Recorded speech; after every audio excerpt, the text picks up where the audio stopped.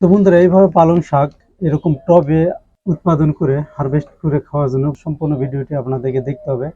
তো আর কথা না বেরিয়ে চলুন ভিডিওটি শুরু করা যাক। পুরো ভিডিওটি আপনারা শুরু থেকে শেষ পর্যন্ত দেখতে থাকুন। তো প্রথমে আমি এই পালং শাকের বীজগুলো পানিতে ভিজিয়ে রাখবো।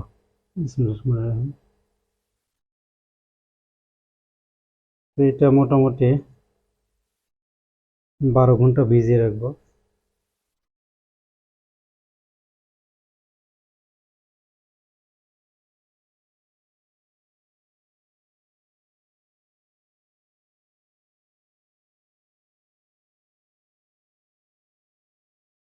এখন আমরা এটা ঢাকনা দিয়ে বন্ধ করে রাখবো।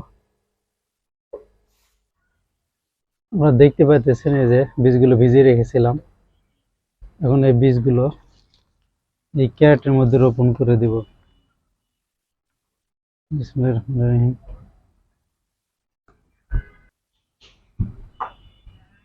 এটা সমানভাবে রোপণ করতে হবে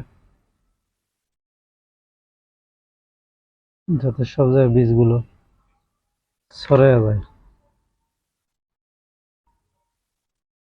তাছাড়া কিছু জায়গায় গাছ উঠবে, আবার কিছু জায়গায় গাছ উঠবে না, ফাঁকা হয়ে থাকবে। আমি যে কোকোপিটে রোপণ করেছিলাম সেগুলো খুব একটা ভালো হয় নাই।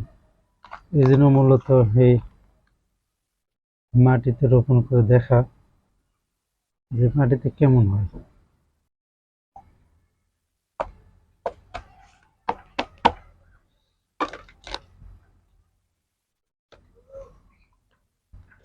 বীজগুলো রোপণ করা শেষ। জায়গা যে একটু বেশি পড়েছে, কিছু জায়গায় কম পড়েছে, এগুলো একটু সমান করে দিতে হবে। রোপণের আজকে 5 দিন চলতেছে। 5 দিনে দেখেন কত সুন্দর বীজ থেকে চারাগুলো বেরিয়ে গেছে। এর মধ্যে কিছু বীজ নষ্ট থাকে যেগুলো থেকে বের হয় না, আর যেগুলো ভালো সেগুলো থেকে মূলত গাছ বের হয়। পালং শাকগুলো অনেকটা বড় হয়ে গেছে, অনেক সুন্দর হয়েছে।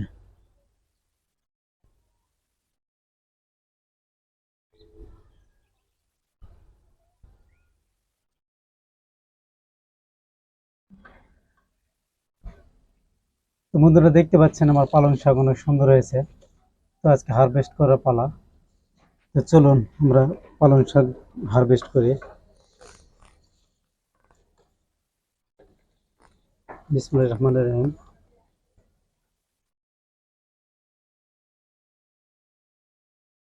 গোড়া রাখবো আর শুধু আমরা এই ডালপালাগুলো কেটে নিব।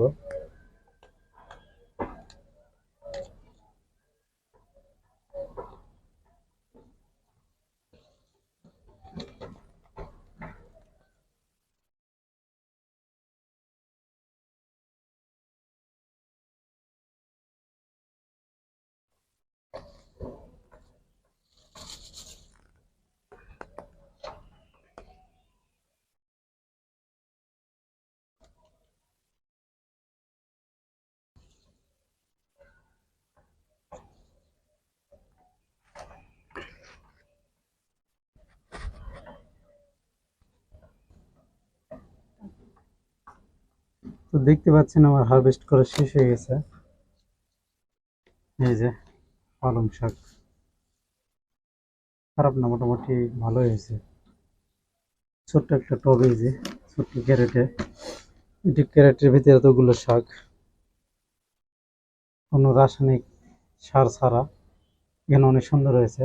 তো আপনারা চাইলে এভাবে ছোট্ট ক্যারেটে বা ছোট্ট টবে এভাবে পালং শাক উৎপাদন করে খেতে পারেন। এর আগে আমি যে কোকোপিটে উৎপাদন করেছিলাম সেগুলো ভালো হয় নাই বা বড় হয় নাই, কিন্তু মাটিতে মোটামুটি অনেক ভালো হয়েছে। তো আপনারা চেষ্টা করে দেখতে পারেন। তো আজকে পর্যন্তই। সবাই ভালো থাকবেন, সুস্থ থাকবেন, নিরাপদে থাকবেন। আল্লাহ হাফেজ।